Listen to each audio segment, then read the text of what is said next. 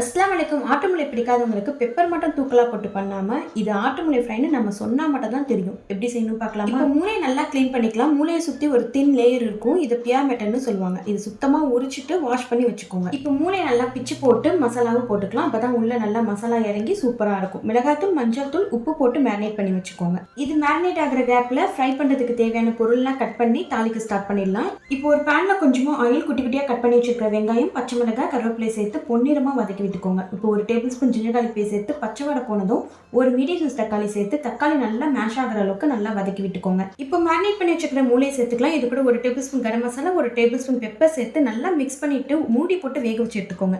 அப்பப்போ பரட்டி விட்டுக்கோங்க.